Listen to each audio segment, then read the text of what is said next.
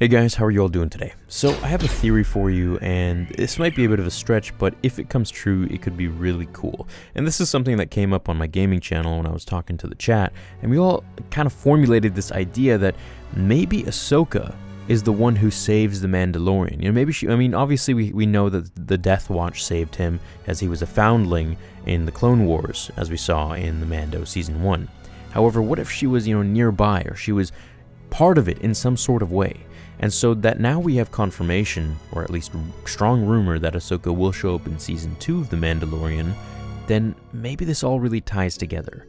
He'll be scouring the galaxy to find Baby Yoda's family or extended family or wherever he comes from, and to learn more about the Jedi to do so. And thus, he goes through this Easter egg hunt throughout the galaxy from person to person, leading him eventually to Ahsoka. And Ahsoka will remember him as the one that she was responsible for saving, or at least had some sort of part in, as we now know that her arc is leading into Mandalore with Death Watch and Bo-Katan and so many more that are about to come. So if this all actually plays together, just imagine seeing at the very end of this season of Clone Wars, we see Ahsoka responsible for finding the foundling, saying that there are people here who need to be saved from the Clone Wars. And as the Death Watch and Mandalorians come in there and just destroy the battle droids, they take the foundling to her, or she sees him from far away or something like that. Or even more simply, just taking him back to Mandalore where she's at.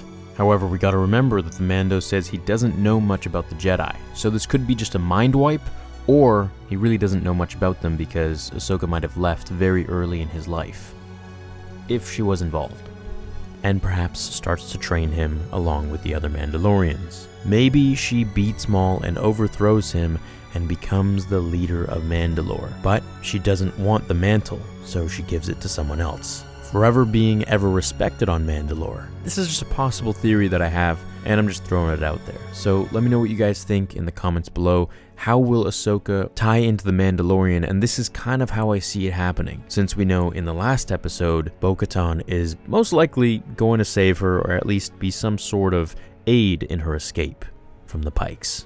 This way, when Ahsoka comes into the Season 2 of Mandalorian, assuming that this is a legit confirmation that's been going around, it'll all tie in together so much more cohesively, and it'll really make you feel the emotions of the past and the present. And I feel like she is the one, originally I thought Luke might be the one that Mandalorian's gonna find in order to, find Baby Yoda's family.